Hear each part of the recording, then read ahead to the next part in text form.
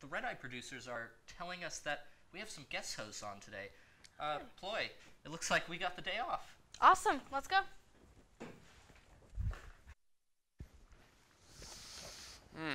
All right, here we go. Okay. This is exciting. Mr. Cass, how are you doing this morning? Good, Reiff. How about yourself? Okay, very good. Excellent. Well, let's see here. Welcome everyone to the Red Eye. I'm Mr. Reiff, English teacher at Ithaca High School. And I'm Mr. Cass, digital technology teacher here at IHS. We'll be handling the duties today. We've got a great show, a little bit of this, a little bit of that, some inspiration segments, and a special guest segment. That's right. Plus some reports from around the community, a special report on what students should know about cars and car insurance heading into college, always important. Plus the latest episode of Inside ICSD with Superintendent Dr. Lavelle Brown. Reiff, you've worked with a lot of students at Ithaca. That's true. How would you describe their ability to reach out to the community? I think it's outstanding. Working with the WISE English 12 class last year, I saw a lot of outward-thinking students working with media production. This year, I've seen a lot of our seniors stepping out of their comfort zones into the community to fashion some really great pieces for the Red Eye. Yeah, I definitely agree. But we don't have to just look at seniors. WRED segment producer Joseph Lunine has a special report on some younger students who have been engaging their fellow classmates in some fascinating extracurricular work. Let's take a look. Excellent. Hi, we're the founders of Ithaca Smarts. We started this program to help engage students to make their 100% potential a reality. Our role is to establish an environment where science, math, and arts are explored, exhibited, and encouraged. We want to accomplish this by engaging schools, parents, and students in these areas and help partner with mentors at higher education institutions like Cornell. We already started the first phase of our initiative this year by starting Ithaca Smarts Club at 4 elementary schools, Fall Creek, Enfield, South Hill, and Cayuga Heights, which are the Boynton Middle School feeder schools. The club met once a week and learned about the elementary science Olympiad topics. We have 92 elementary school students participating in Ithaca Smarts. Today, we had the final competition, and they competed in the 4 events that they studied for.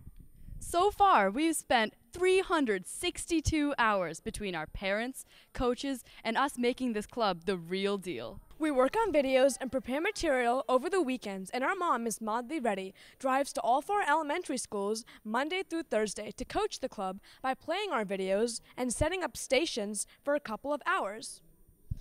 Dr. Satish Devapatla, our dad, helps us by reviewing the material and the videos. The wonderful coaches help us run the club at their schools. They are awesome. We couldn't have done this without them. On April 12th, 2014, at Boynton Middle School, these club members from each school participated and competed in 5 topics: No Bones About It, Metric Mastery, Pasta Bridge, Picture This, and Write It, Do It. We are in the process of bringing the rest of the elementary schools from Ithaca City School District on board for next year's competition. Thank you. Bye. It's great to see such young students taking the initiative. I think they've got a bright future in the media field too. Yeah, well, absolutely. But let's keep this theme going. Outreach to the community. A lot of people may be wondering how to help out during the summer with more time on their hands. Maybe with college applications looming. Segment producer Molly Long has a story that combines these 2 things in a great piece. That's right. Molly looked into a fantastic program in Ithaca called Cans Along Cayuga, sponsored by the Cayuga Radio Group, which gathers canned goods for those in need in the community during the Ithaca Festival Parade. Anybody can pitch in, which is awesome. Molly Long has a great report. Let's take a look.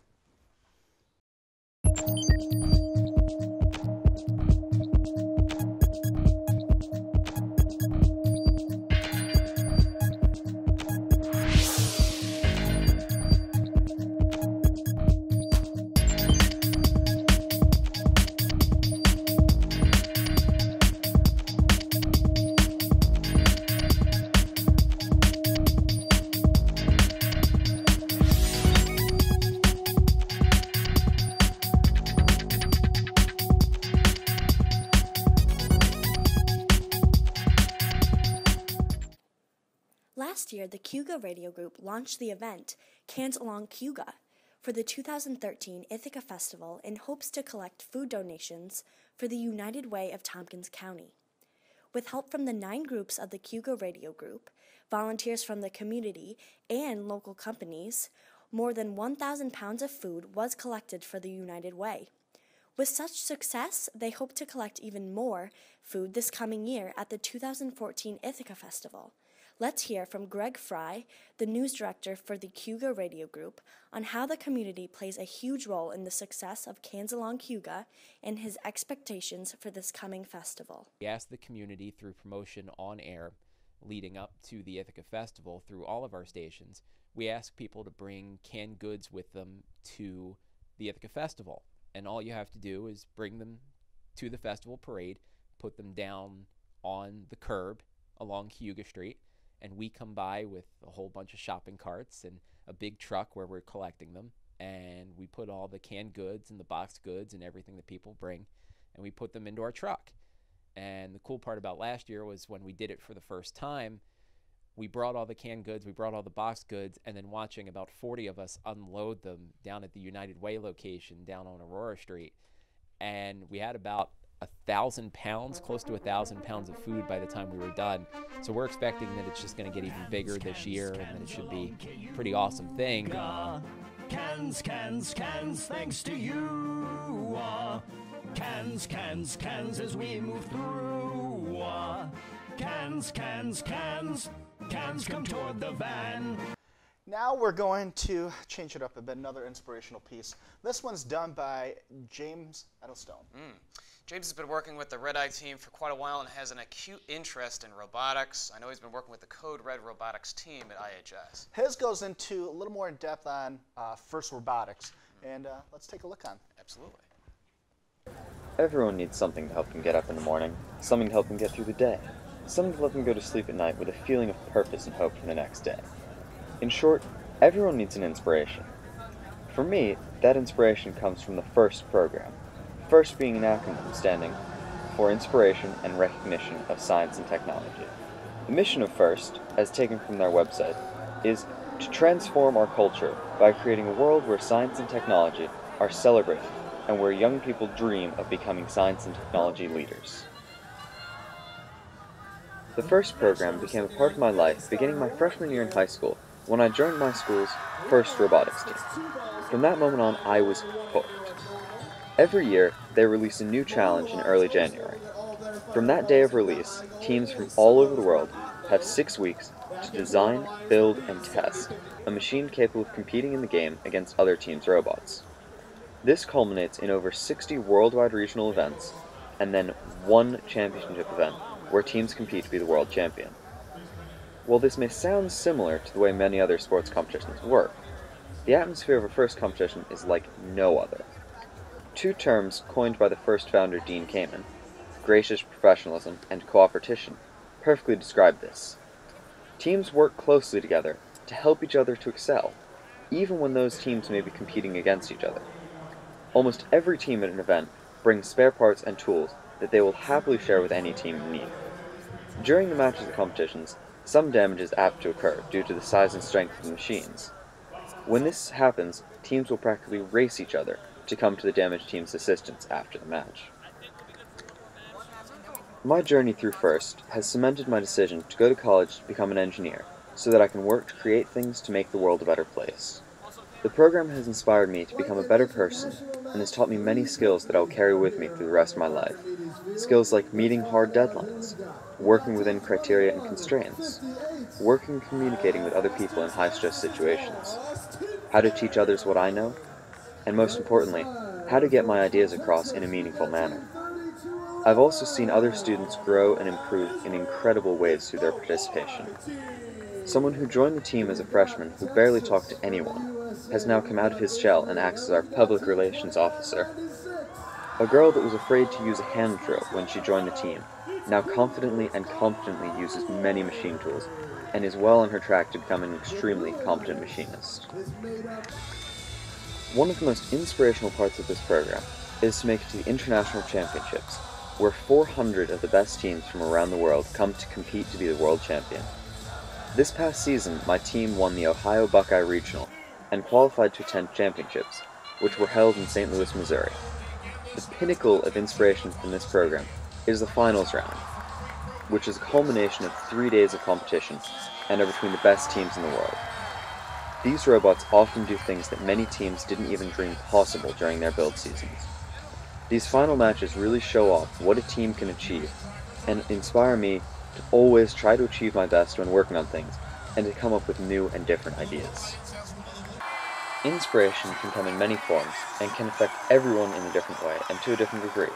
But one thing is for sure, without a good inspiration, it makes it a lot more difficult to achieve things in life. Now, that was a great piece. So I'm just trying to think back. I remember my first car. I believe it was a 1986 Pinto. Now, that was a sweet ride, standard transmission. You ever drive a stick shift car? Well, I tried it, but only in South Africa when I was there with my brother. And the wheel was on the opposite side of the car because it was British roads. I think I almost got us killed twice. But you know, speaking of Africa, all kidding aside, Zodi Wagner has a great personal narrative about his inspiring climb up Mount Kilimanjaro, Hemingway's inspiration for a great short story, too. Oh. Well, let's take a look at Zodi's piece as he compares his current life in Ithaca to the stirring experience. Throughout my life, I've traveled around the world and had many experiences. One of the most inspirational journeys I've ever been on was my journey to the summit of Kilimanjaro. I wasn't planning on doing this until 2 weeks before my father convinced me to join him. I wondered how different it would be on the mountain to my weekend walks in the plantations. Once my dad convinced me, I tried to get more people in my family to come. We were able to take 4 people from Ithaca and 4 people from Kenya. This was my first time in Tanzania, and I was pleased to see how similar it was to back home in Kenya. We arrived 5 days before the climb to become acclimated. During those few days, we enjoyed the beauty of Africa by going on game drives. I had to acclimate my body so I could get used to the altitude. The altitude in Tanzania is a lot higher than that of Ithaca, so I had to get my body ready to face the challenges ahead. We set off for the climb. At the base, there was a lot more people than I expected, almost as if it was a rush hour. Looking around, I saw the serious looks in people's eyes, knowing they were determined to climb. I thought to myself, if I could make it. I knew that I had to walk 9 hours a day for 4 days, and I wasn't going to do that and not finish. That second, I said to myself, if I could make it to the summit, I could make it in anything. Day 1 had begun. The walk felt no different to a stroll in the plantations or in the gorges in Ithaca. I was feeling confident. We arrived at the first camp to acclimate and rest. We set up tents with food and drinks and got well rested for tomorrow's journey. The second day was still bearable. I noticed that my breathing was getting difficult, but I could handle it. All the days began to get harder. My breathing got deeper. My legs got heavier. The second day, 2 people in our group had to leave. My dad couldn't handle the second day, and his friend couldn't handle the altitude. After my dad left, I knew I had to finish. Then I was faced with the last day, 9 hours to the summit in the dark, and 10 hours down the entire mountain in 1 day. At this point, I had met several people I could call friends. The support of my family and friends were what was driving me to finish. With 3 hours to go to the summit, I had given up. My guy George was the reason I made it to the summit. He motivated me and pushed me and told me to go further, telling me to take 100 steps and go from there. After 10 hours, I had made it to the summit. When I thought about the summit and the whole journey, the summit was not the most beautiful part. It was the climb, it was the people, and the friendships and laughs. The mountain inspired me to be better every day and push myself further. Standing at 19,000 feet, I had never felt so happy.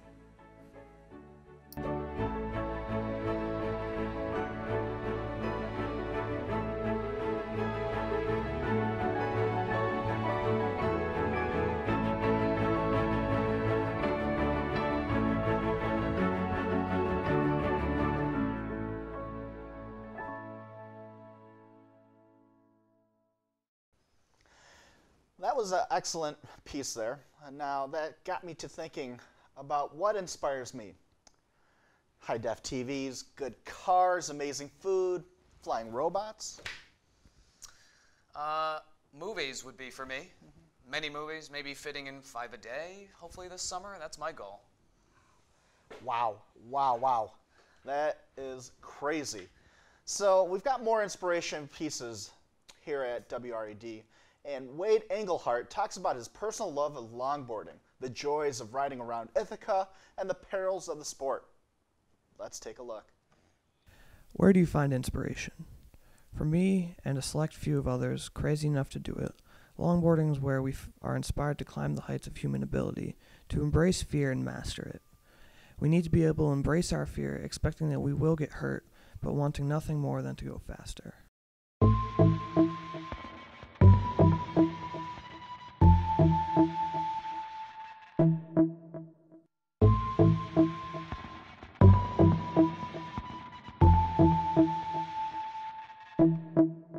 I'm naked, I'm numb, I'm stupid, I'm staying. And if Cupid's got a gun, then he's shooting. Life's black, heads bang, you're my drug, we live it. You're drunk, you need it. Real love, I give it, so we're bound to. There's nothing more freeing than being connected to the world through 4 wheels and some wood, gliding across the pavement with such grace and flow that the greatest dancer could not compare, even when this flow is broken by hard stops, sliding and skidding across hard ground.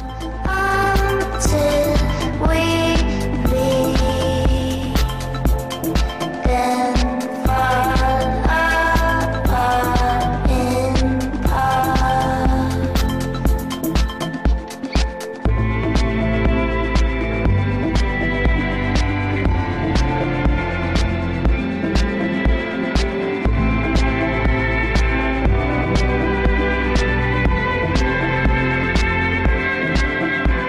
You wasted your turns on my heart, you burn. And if bridges gotta fall, then you fall too. Doors slam, lights black, you're gone, come back, stay gone, stay clean. Like all things, there is a balance one needs to feel. That is all around them, so as to not crash into the hard solidarity of the cold ground. But you always will, and with this, you leave a piece of yourself on the ground to remain there until it is washed away. Pieces of the ground are now with you, only to stand up and be brushed away from a fresh wound. As the sun sets on the day of freedom, there is nothing and everything left to reflect on and still feel.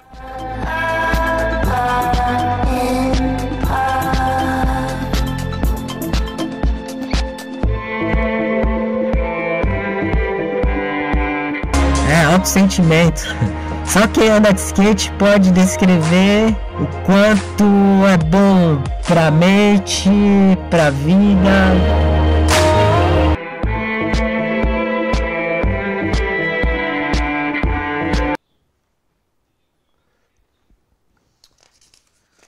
Wade chose some really good music in that piece, I have to say.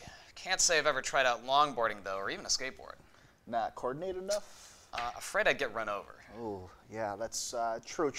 Switching gears, Reiff, you've taught WISE last year, right? Yeah, it's a very cool English class for seniors where they get to follow personal passion in the spring semester and create a great product at the end of their choosing. Some really inspirational stories and ideas come out of that class. Oh, wow. I've been working with a WISE student named Christian, who's been a great student. He produced a segment to the ode to the seniors here at IHS. We've got this digital film right here, and the Red Eye is happy to feature it today. Let's take a look at this WISE media production crossover.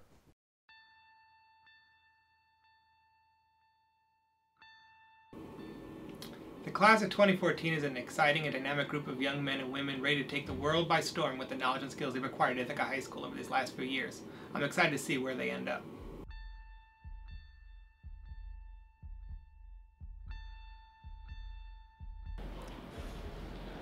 Man, that's a hard question. One thing I learned in high school, That's a really tough question. That if you put a peanut butter cookie in the microwave for 30 seconds, all of your problems will go away. Don't take the baby home for the health project. What I wanted to do with my future. Wait. Probably my answer to this question. Drugs in school aren't cool. There's nothing black and white. People are a lot more than what you think they are. I learned that you can slow past gym even if you don't swim. I wish I knew to prepare myself for college early in high school. It's of tantamount importance to respect everybody for their differences because that's what makes us all human beings. Try your hardest, stay out of trouble, and not get suspended. It's not a good time. In high school is just how people work and the things that get you ahead in life. You have the ability to positively impact the lives of everyone you meet, so you should take advantage of that. You have to be driven in order to reach your goals. That's what I've learned out throughout high school, and I was showing you that earlier. Because even though before I liked sports, I didn't really have much of a drive. I wish I knew that high school is full of judgmental people and not to let yourself be one of them. College isn't necessarily the best thing for everyone, and your life doesn't have to be dependent on getting good grades in high school in order for you to go to college. Be mindful, even if your mind is full. Playing sports is a great way to meet people. Christian Schupak is the man. Honesty is the best policy. Sometimes you have to leave behind people who hold you back. High school relationships suck. But I'll probably say staying on top of everything and being more organized is the key. Everything's gonna be okay in the end. Freshman Friday is very real. I wish I had prepared for the ACTs and SATs a lot earlier than I did. I wish I knew how to manage my time better. You become most like the people you hang out with, so be careful who you choose. Standing out can be a good thing. One thing I know now that I wish I knew coming into high school is to surround myself with people who are positive and create a positive atmosphere. One thing that I wish I knew is that senioritis is a real thing. Don't always depend on other people because they're not always going to be there for you. Follow your dreams and anything can happen. Not to leave a meat sandwich in my locker the day they do the drug search with the dogs. It cost me and the school district a great deal of money, so that's not something I want to mess around with. Knowing them now, I understand that my life could have been so much easier if I just followed those things. Have no regrets. I wish that I would have not been so excited for H Courtyard.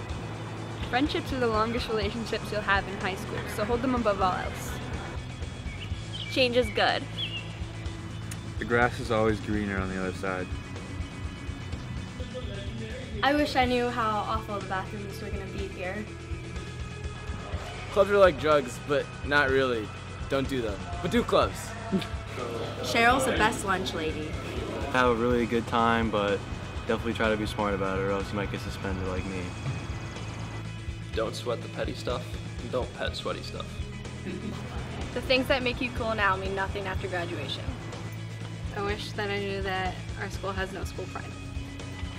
Challenge your comfort zone and make friends with a variety of people. I wish I knew we had the same mom and pug. When I got to the high school, somebody had told me to just be myself and not listen to what other people thought of me. I really wish that I had known when I first started high school was to manage my time better because at the beginning it was terrible with deadlines. Starting earlier ends up making your life a lot easier. And that's, I think, the most beautiful thing about this world. Follow your dreams because this is the time to figure out what you want to do with your life.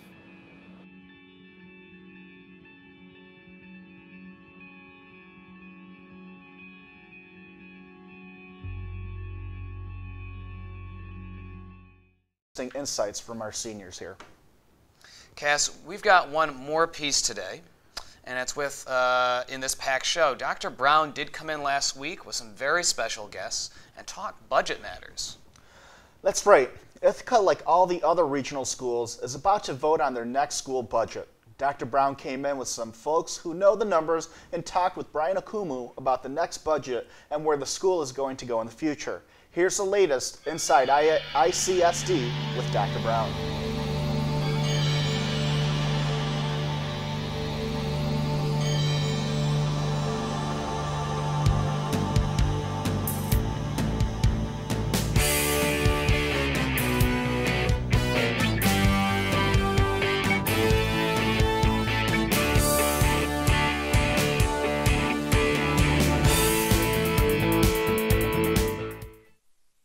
Hello, and welcome to Inside ICSD with Dr. Brown, a show with Superintendent Dr. Lavelle Brown that takes a look inside the Ithaca City School District. I'm Brian Okumu, a senior at Ithaca High School, and our show is produced by my fellow English and digital media classmates at Ithaca High School. I'm joined today by Dr. Brown, Superintendent of Schools. Our guests today are Amanda Verba, Chief Operation Officer, and Matt Landell, Chief Elementary Officer. Yes, Brian, thanks for inviting us. And we're here with two outstanding educators. Again, Ms. Verba, we're happy to have her with us as she's joining us from TST BOCES, and she's been with us almost a year now in the Chief Operations Officer role. So thank you, Amanda, for being with this team. You're very welcome. And Dr. Landau, an old friend and a new friend. Dr. Landau's been with us almost 2 years now in his position and role as the Chief Elementary Officer. So two amazing educators here to talk about budget. And we're looking forward to fielding questions from students about the budget process and what's happening with the development of the 2014-2015 budget. Ooh. So, Mr. Landell, how will an overall smaller budget affect the academic program for students? At the elementary level, we based all of our budget decision-making around trying to maintain small class sizes. And so we're proposing to the public on May 20th that they vote on a $113.7 million budget. And sort of the centerpiece of that for the elementary level is that we maintain our small class sizes. The current average at the elementary level is 18.5 students in a class. And that will only be going up in this new budget to 19.2, which is just 5 classroom positions reduced across all 8 elementary schools. So we feel really proud that we were able to maintain that in this budget. We're also able to keep after-school programming that we have in all of our 8 elementary schools. Elementary students will still be attending an art class every week, a music class every week, PE classes every week. They'll also be able to access the library and have a full-time librarian in each of the elementary schools. So we're excited, but the reductions within that are for art and music teachers. Those teachers in the past had a day in their schedule that they did something called art or music integration, which means they were able to plan with other teachers to have art and music integrated throughout the school day. We can no longer do that, but students will still have art and music class. And another great thing we're able to keep in this budget at the elementary level is that we have strings and instrumental music and instrumental bands begin at the elementary level, and that will be maintained in this budget. And Brian, I would add, Dr. Landau spoke to minimal impacts to the elementary programming. At the secondary level, there'll be also minimal impacts to our program offerings. No fewer AP offerings, no fewer course offerings. Minimal impacts to the number of sections, so it will be important for young people to sign up and be careful with what they pick as their number 1 and number 2 choices. But other than that, we will still offer the outstanding programs that we offer that have allowed us to achieve unprecedented levels of academic success. That's good to hear. So following up, Dr. Brown, how will the smaller budget affect our sports programs and clubs? As you know, co-curricular opportunities are something that our community embraces. We've done much to enhance and add to our program offerings. We've added modified sports. We've grown our music programs. We've been recognized nationally as one of the best music education communities in the country. All of that will continue.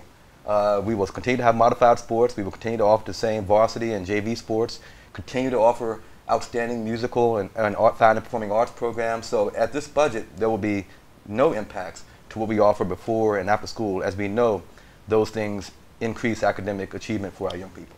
That's great to hear. Yeah. So, and Ms. Verba, what can students do in the next few years to help keep the school successful with the smaller budget?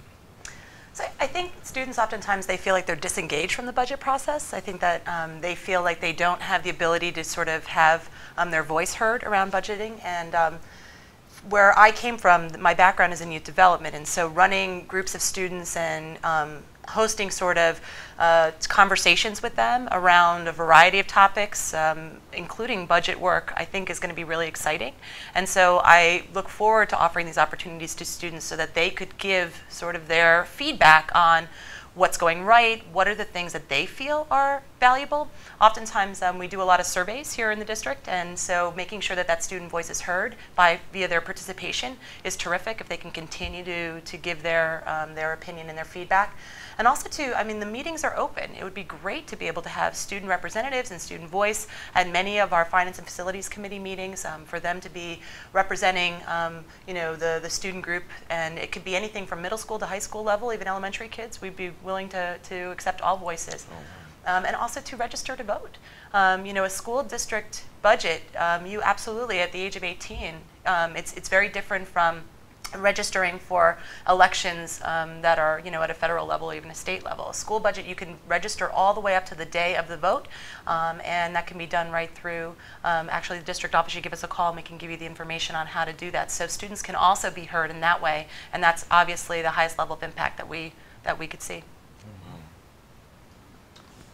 So, and I would add to that, get your parents to go out to vote. It may be raining on May 20th, which is the date of the budget vote. And students influence parents in many ways. So influencing your parents to go out and your caregivers to go out and cast a vote if you value the wonderful opportunities that are provided to you every day. We want that to continue. So I would encourage parents and families to go out and to vote. It's nice to know that I can do something about the budget. Absolutely. And I am planning to be with Mr. Powers and the high school administration. We're going to set up shop in the cafeteria, I believe next week, and we'll publicize that date.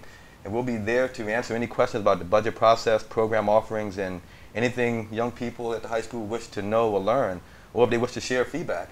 We'll be there to hear that as well. Oh, that's crazy.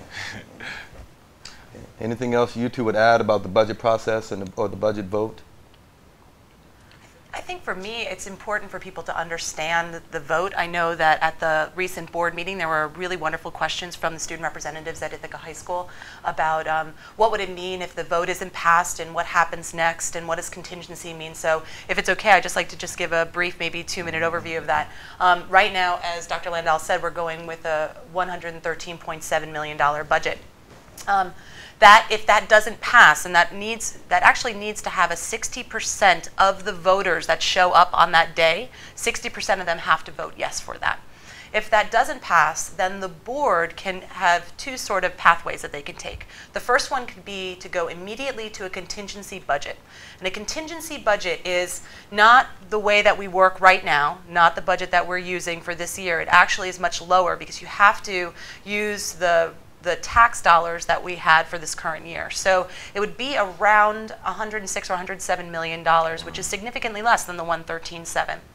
Or the second pathway would be that the board, and typically this is what most Board of Educations do, they go with another dollar amount, either close to the 113, something lower, somewhere in between, close to the tax cap, which is getting a lot of publicity. That's sort of the state-regulated number that requires just a simple majority of 50% vote. So the board really can decide what they want to do next. If that second budget doesn't pass, we are forced to go to a contingency budget, that $106, $107 million.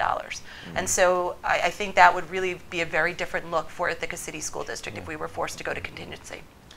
So Brian, using feedback from surveys, feedback from talking with many, many stakeholder groups, and our experiences, we've put together a funding request for our community with the help of our Board of Education. Staff has presented something to our Board of Education that has adopted a request that we feel will meet the needs of our learners. Although that includes some significant reductions. We've had to cut about $6 million from what it would have been had we just simply rolled over the budget. So there will be some more efficiencies that we will see next year. We will be operating differently, but we still think we can meet the needs of our learners. If not, going forward with the $113 million budget, as Ms. Verba mentioned, it would be a different situation. Our co-curricular offerings, our class sizes, our sections at the high school, all those things will be impacted significantly, and we will see a different district next year. So it's going to be important for folks to go out to vote on May 20th if they wish for us to continue to lead and to move forward in the aggressive way we've done, increasing graduation rates, increasing the number of young people reading on grade level, being recognized statewide and nationally as one of the best school districts out there, we need to have this budget passed. And we need to have folks go out to vote so that we can get the 60% yes vote on the 20th of May. It's nice to know that you guys are trying to move forward with a small budget. Yeah. That's what we've been challenged to do. We've been asked to be more and more efficient with fewer and fewer dollars, but raise achievement to unprecedented levels of success. And we've done that, and we hope to continue to do so.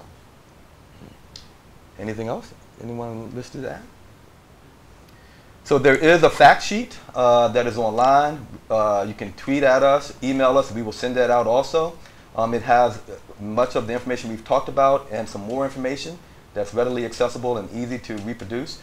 We ask folks to follow the budget process, look on our website, follow the Board of Education meetings, and just stay in touch with us as we continue to have this conversation about how we will manage resources to meet the needs of our learners.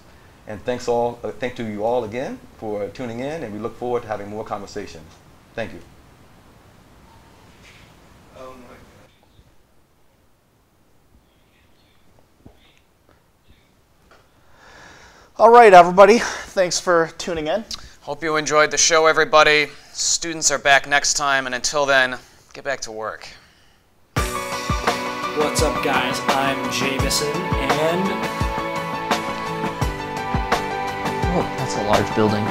Oh, okay. Welcome to WRED's The Red Eye. I'm Molly Long. So I've been thinking this over, and I'm thinking that because I'm already awesome. Okay, so since I teach film studies, I'm going to try to shoot for about a movie a day on it.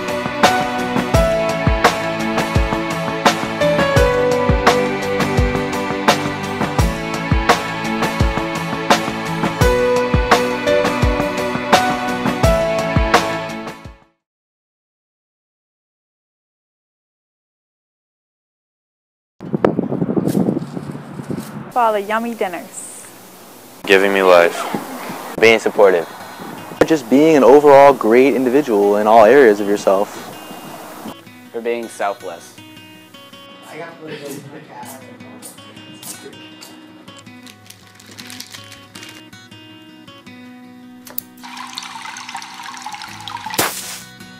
Thank your mom this Mother's Day with a choice from our large selection of flowers.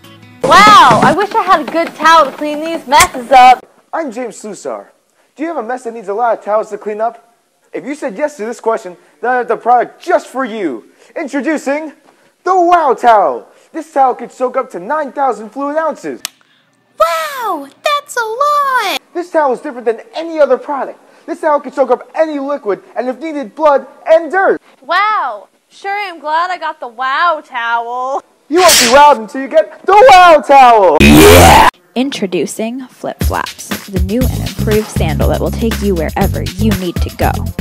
Perfect for all different situations, including the beach, and even for walking long distances. Flip Flops come in a variety of colors, including white, off-white, cream, light gray, and even pink. Now, for a sale price of only $14.99 with code FLIPFLAP, and this could be you. Flip Flops. Where will they take you next?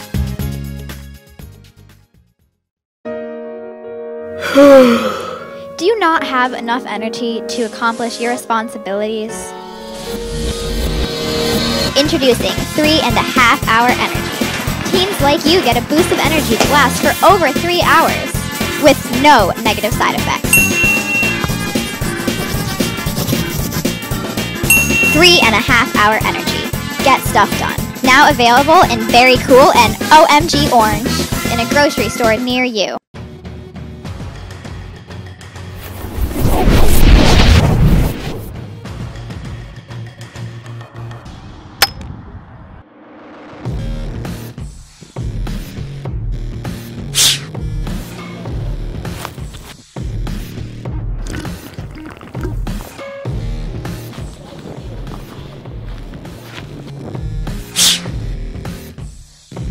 To be the best, you have to drink the best.